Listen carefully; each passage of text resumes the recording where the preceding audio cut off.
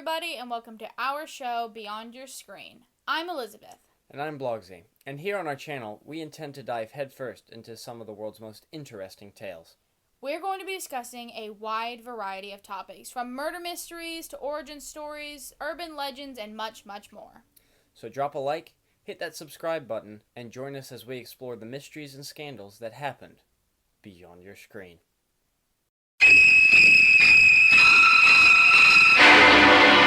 Here we have a quiet little motel, when in fact it has now become known as the scene of the crime. You have a vacancy? Oh, we have 12 vacancies. You know, this is the first place that looks like it's hiding from the world. I think that we're all in our private traps, clamped in them.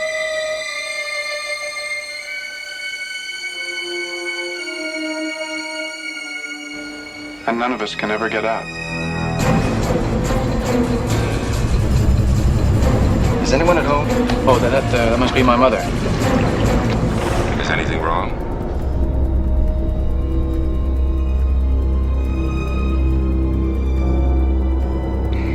Am I acting as if there's something wrong? She's not missing so much as she's run away. Put me down! Mother! Oh, God! Mother! What are you running away from? She looked like a wrong one to you? It's not as if she were a maniac.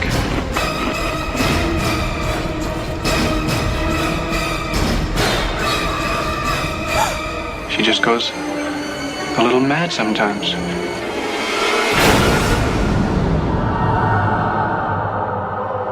Why, she wouldn't even harm a fly.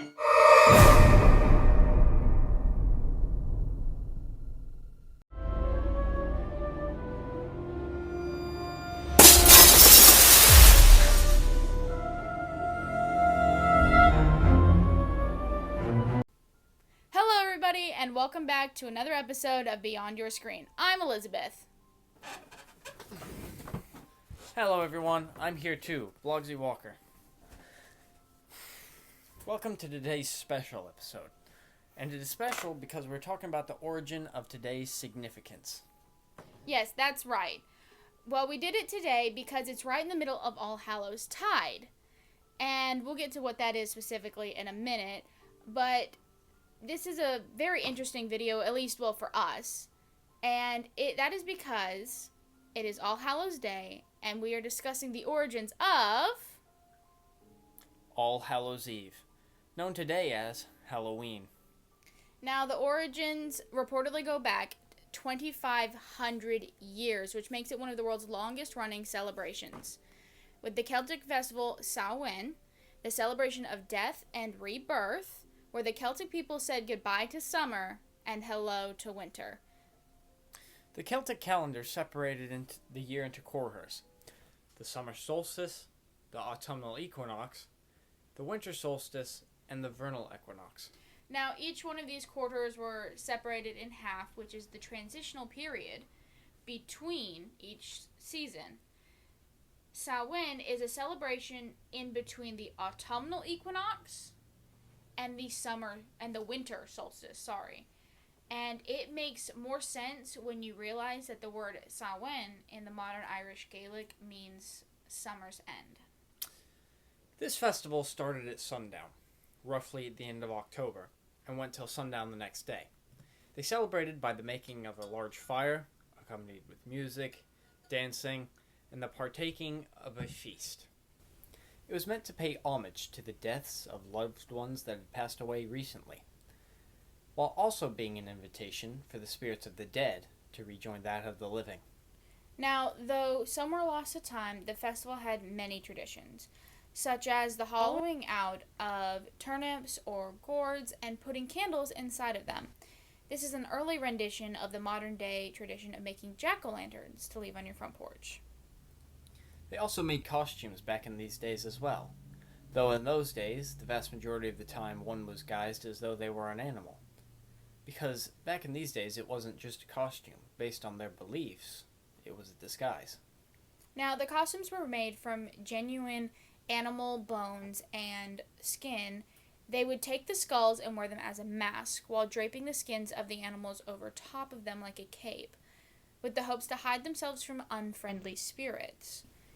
And they would also sacrifice crops and animals to the spirits, hoping to please them so they wouldn't hurt or destroy their family in any way.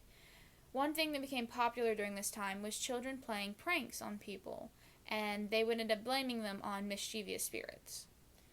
However, things changed when Rome took over the British Isles and the vast majority of the Celtic land, sometime between 51 and 43 BC.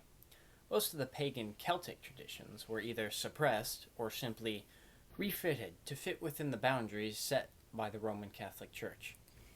In the 8th century, things really began to change. Instead of being a Celtic celebration of death and rebirth, Pope Gregory III repurposed the entire holiday.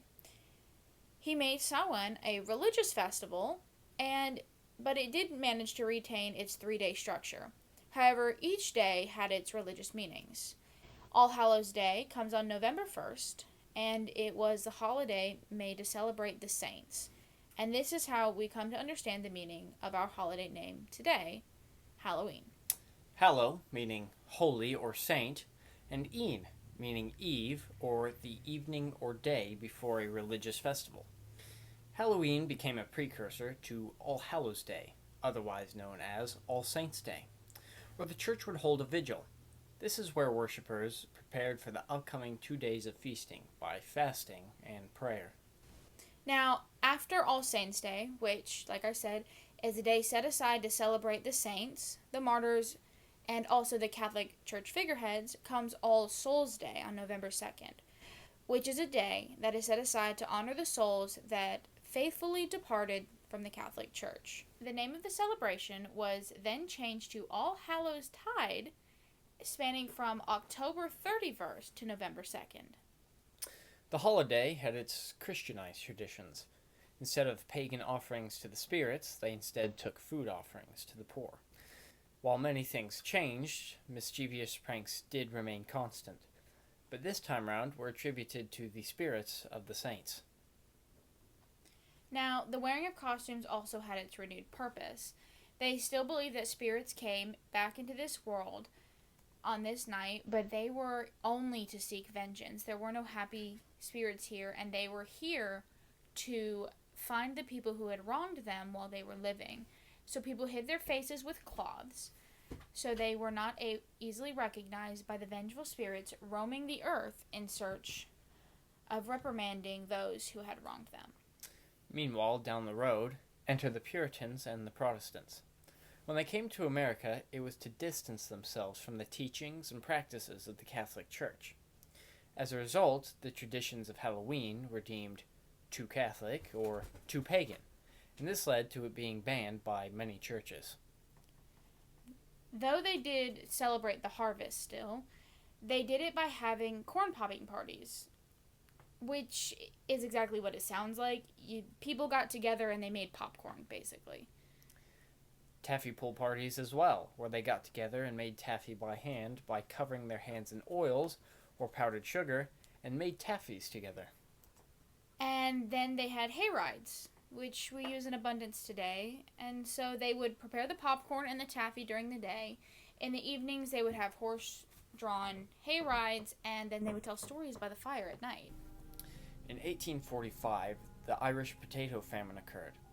Because of the blight, a plant disease, typically one caused by fungi such as mildews, rust, and smuts, it brought many Irish immigrants over to America, and with them, their Celtic and Catholic traditions. Over time, these traditions were slowly integrated into the already established Protestant culture in America. Now, children started to go around from house to house, and they would be given fruit or money for artistic displays such as poems, songs, jokes. And another thing that started ramping up again is harmless pranks on everybody. However, people came up with a clever idea to dissuade the children from playing their pranks. The adults decided that offering the children sweet treats would deter their pranks. Enter trick-or-treating. And these days, when you see a sneaky gremlin come knocking on your door, you are presented with the option trick or treat. Give up the goods or suffer an unknown fate. Although across the pond, the most popular phrase in Ireland to yell, that is up until the 2000s, was, "Help the Halloween party." And now, jack-o'-lanterns with their terrifying carved faces are used to help ward off spooky ghosts and ghouls of the night. But now we come round to the commercial side of Halloween. Due in part to its commercialization in the early 20th century, we saw it become a nationally recognized holiday in the mid-20th century. But clothing and toy companies weren't the only ones who wanted a piece of the Halloween action. As when it became a nationally recognized holiday, the film and candy industries wanted to jump on the Halloween bandwagon. Cinemas offered scary films and themed festivals. In 1978, we saw the first Halloween movie go to theaters. This was the first of the teen slashers that are so popular with teen and young adults today. Candy industries also started producing Halloween-themed sweet treats, starting with candy corn, created in 1880. It was designed by the Wonderly Candy Company and originally called Chicken Feed for Kids, because during World War I, corn was what you predominantly fed chicken and pigs. Later on in 1953, one of the very first televised Halloween episodes aired with an episode of The Honeymooners, titled The Halloween Party.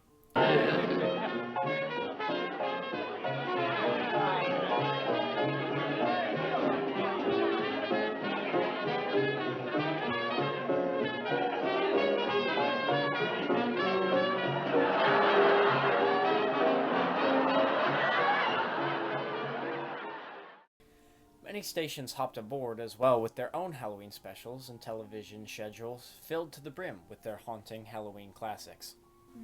With television's longest-running TV show, The Simpsons, giving us a new treehouse of horror every year, since the first one aired October 25th, 1990. Giving us 34 years of them, seeing as how they didn't air one in their first season.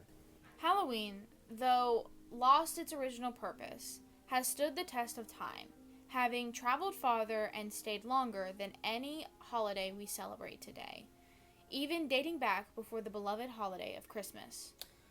So no matter how you choose to celebrate, or if you choose to not celebrate, it's so beloved by most, and I think it's safe to say that Halloween is here, for better or worse. If you'd enjoyed this content, please drop a like, subscribe to our channel, and share this video with a friend. Make sure to tell us one of your favorite Halloween experiences down in the comments below. And join us next time as we take the journey beyond your screen.